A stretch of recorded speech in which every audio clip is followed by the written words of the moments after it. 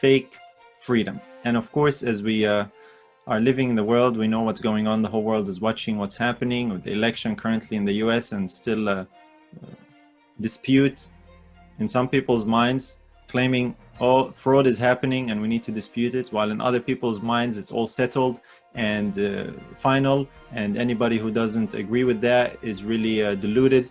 And it's in turmoil. The whole world is watching, and this message is not really to talk about that as much. The details of it is both sides to the question, but it is in a measure inspired by these events.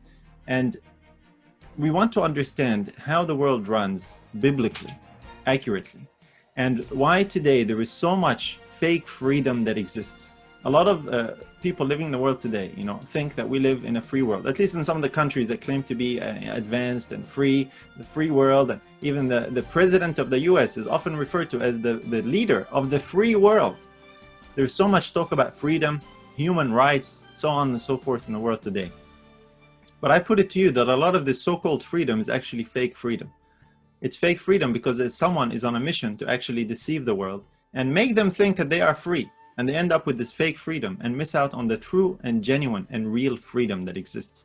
And I think the turmoil that's happening around us today in the world with regards to this election, it's not the only thing that's causing turmoil, but it's causing a fair amount of turmoil currently, that's the issue, is all about this particular point as well.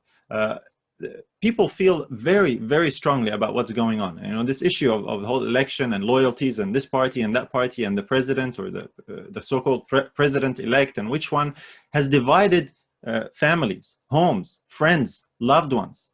Members in the same household are divided. I'm reading reports and hearing about things that people feel so strongly about this.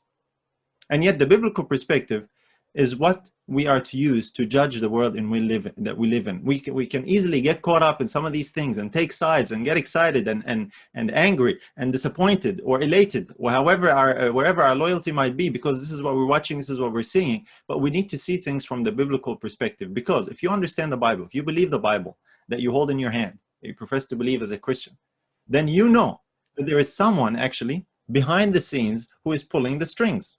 We're told that very clearly. Someone behind the scenes is actually pulling the strings, controlling things. This is the world we live in from a biblical perspective, and we have to understand it and we have to relate to it from that particular perspective. Let's look at a few verses in light of that, and we'll see the contrast as well to that.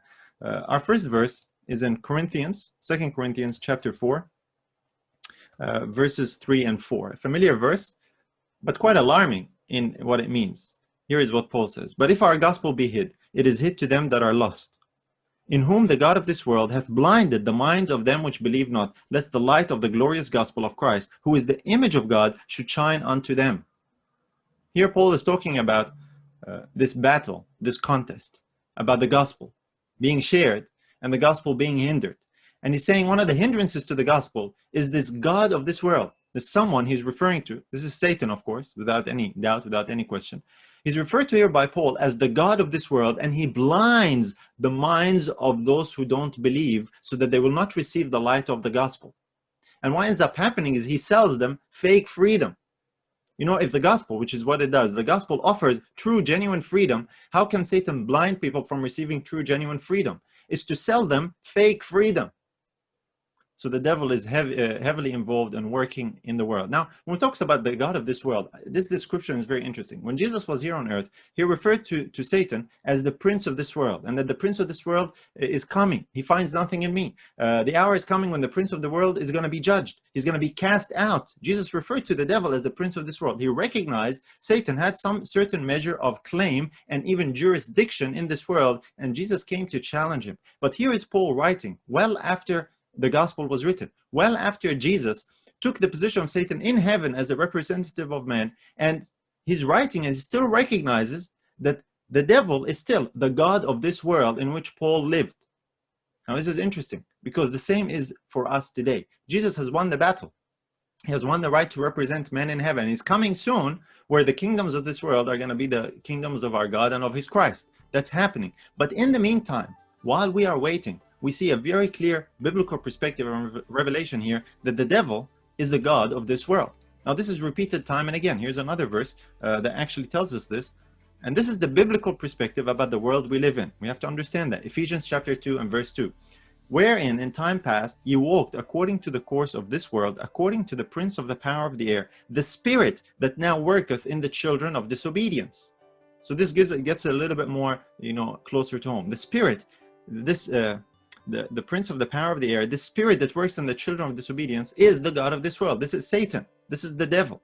So not only is he the god of this world in this general sense, but also in a specific sense, he works in the children of disobedience. He blinds the minds of men, and he works among people, among the children of disobedience. And his work is a concerted, synchronized effort to accomplish a particular goal and a particular objective. We cannot miss that. This is the world in which we find ourselves as far as the Bible is concerned. And to a large degree, the reality of this world is not perceived by our senses and by our feelings, physically and the senses. It is revealed through the scriptures to exist as real as the world that we experience with our senses, even though we might not experience it with our senses. People say, I haven't seen the devil. I don't see that. How do I know that that's true? The Bible tells us this. And the Bible is giving us an accurate portrayal, an accurate picture of the world in which we live. And in order for you to navigate this world successfully, you have to understand the picture that the Bible presents. If you don't, you will get caught up with all kinds of scenarios, all kinds of issues, all kinds of dilemmas and controversies, such as the one that is basically capturing the attention of the world today. What's happening in the US with the election. The entire world is watching. It's not just America. Of course, the US and Americans are first in line to be affected and impacted by the result. But the whole world is going to be affected and impacted. And the whole world is watching, wondering what's going to happen. Well, this is how Christians are to watch. This is how believers are to watch and understand that there is something happening behind the scenes. The God of this world is operating. He's a spirit that is working in the children of disobedience. Satan has much to do with the events and the occurrences that happen in this world. This is a very important perspective to keep in mind that the Bible reveals to us. Fake freedom.